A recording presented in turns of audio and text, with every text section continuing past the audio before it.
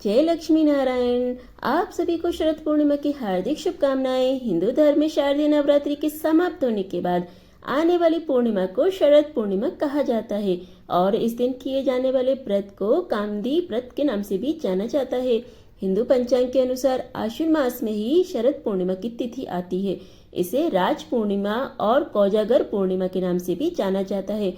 हिंदू धर्म की मान्यता के अनुसार इस दिन भगवान श्री कृष्ण ने गोपियों संग रास रचाया था और इसी दिन चंद्रमा की किरणों से अमृत वर्षा भी होती है। इसलिए आज के दिन कई जगह पर खीर बनाकर उसे रात भर चंद्रमा की रोशनी में रखने की भी परंपरा है। शरद पूर्णिमा के दिन ही चंद्रमा अपनी 16 कलाओं से परिपूर्ण होते हैं और इस दिन चंद्रमा पृथ्वी के सबसे नजदीक भी होते हैं। इसी कारण अन्य दिनों की अपेक्षा इस दिन चंद्रमा का आकार बहुत बड़ा लगता है।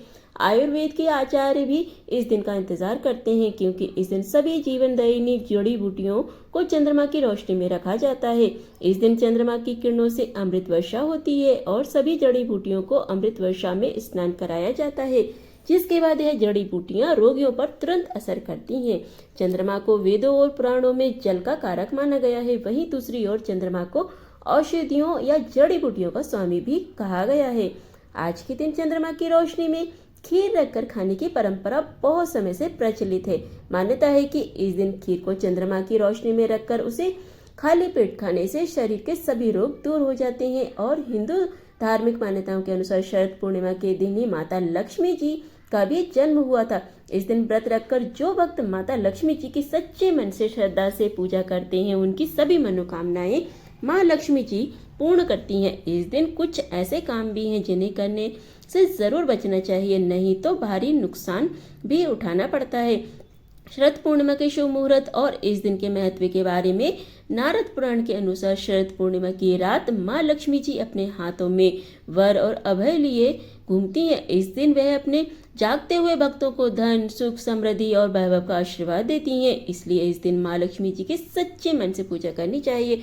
शाम के समय चंद्रोदय होने पर सोने या चांदी के मिट्टी के दीपक जलाने चाहिए। इस दिन घी और शक्कर से बनी खीर चंद्रमा की चांदनी में रखनी चाहिए। जब रात का एक पहर बीत जाए तो यह भोग पहले लक्ष्मी जी को अर्पित कर देना चाहिए और अगले दिन सुबह ब्रह्म मुहूर्त में उठकर खाली पेट इस खीर को सेवन करना चाहिए। लेकिन उससे पहले आप सुबह की पूजा अवश्य कर लें। इस बार पूर्णिमा की तिथि 2 दिन रहने के कारण लोगों के मन में यह असमंजस है कि किस दिन पूर्णिमा का व्रत रखें और चंद्रमा की रोशनी में खीर किस दिन रखनी चाहिए।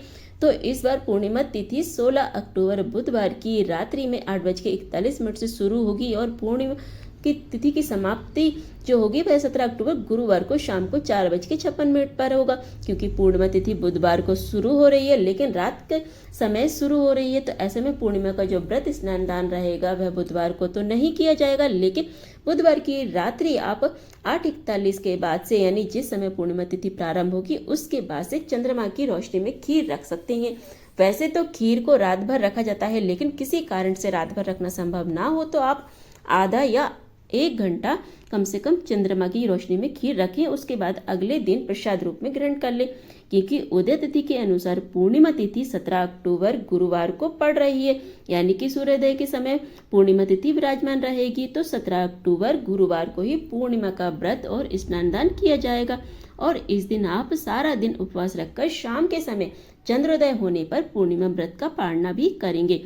17 अक्टूबर को भले ही जिस समय चंद्रोदय होगा उसी समय तक पूर्णिमा तिथि समाप्त हो चुकी होगी, लेकिन फिर भी व्रत का पालना आपको चंद्रोदय होने के बाद ही करना होगा। पूर्णिमा तिथि के दिन सूर्योदय सुबह 6:11 पर और सूर्यास्त शाम को 5:55 रहेगा। ब्रह्म मुहूर्त सुबह 4:52 से लेकर 5:40 तक रहेगा। अमृत काल दोपहर में 2:14 से लेकर के 3:38 तक रहेगा और राहु काल दोपहर में 1:30 से लेकर के 3 बजे तक रहेगा।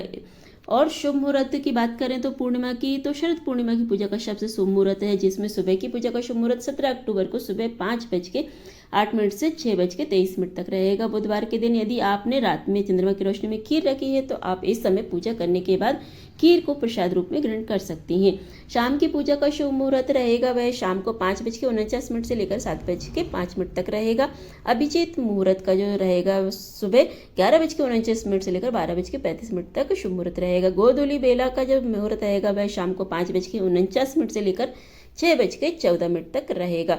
ऐसे में एक प्रश्न तमाम भक्तों के मन में जरूर आता होगा कि पूर्णिमा का व्रत रखते हैं, तो ऐसे में यदि बुधवार की रात्रि को आप चंद्रमा की रोशनी में खीर रखेंगे तो अगले दिन सुबह सुबह आप उस खीर का सेवन नहीं कर सकते, क्योंकि आपने तो व्रत रखा होगा। तो ऐसे में आपके लिए एक उपाय है, आप बुधवार की रात्रि को चंद्रमा की रोशनी में कोई भी दूध से बनी हुई मिठाई जैसे बर्फी या फिर दूध से बनी कोई भी मिठाई रख सकते हैं। इसके अलावा आप दही में शक्कर मिलाकर चंद्रमा की रोशनी में थोड़ी देर के लिए रख सकते हैं।